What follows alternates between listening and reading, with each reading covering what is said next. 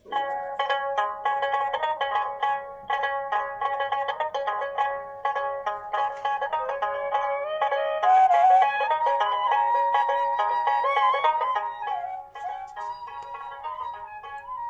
পাঠ কবি সুনীল গঙ্গোপাধ্যায়ের কেউ কথা রাখেনি।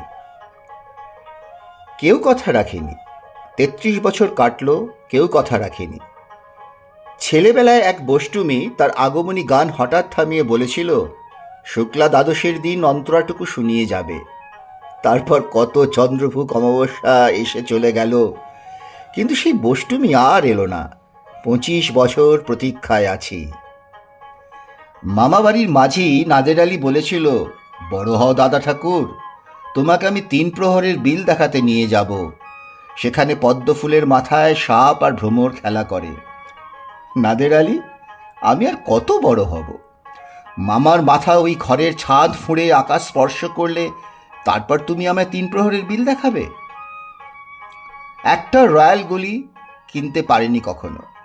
লাঠি লজেন্স দেখিয়ে দেখিয়ে চুষেছে লস্কর বাড়ির ছেলেরা। ভিখারির মতন চৌধুরীদের গেটে দাঁড়িয়ে দেখেছি ভেতরের রাস উৎসব। অবিরল রঙের ধারার মধ্যে সুবর্ণ কঙ্কন পরা ফর্সা নবরীরা কত রকম আমোদে হেসেছে। আমার দিকে তারা ফিরেও চায়নি। বাবা আমার কাঁধ ছুঁয়ে বলেছিলেন, দেখিস একদিন আমরাও। বাবা এখন অন্ধ। আমাদের দেখা হয়নি কিছুই।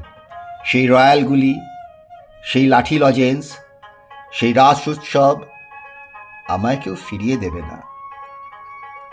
বুকের মধ্যে সুগন্ধি রুমাল রেখে বরুণা বলেছিল, যেদিন আমায় সত্যিকারের ভালোবাসবে সেদিন আমার বুকেও এরকম আতরের গন্ধ হবে। ভালোবাসার জন্য আমি হাতের মুঠে প্রাণ নিয়েছি। দুরন্ত ষাঁড়ের চোখে বেঁধেছি লাল কাপড়। বিশ্ব সংসার তন্ন তন্ন করে খুঁজে এনেছি ১০৮টি নীল পদ্ম। তবু কথা রাখেনি বরুণা। এখন তার বুকে শুধুই মাংসের গন্ধ।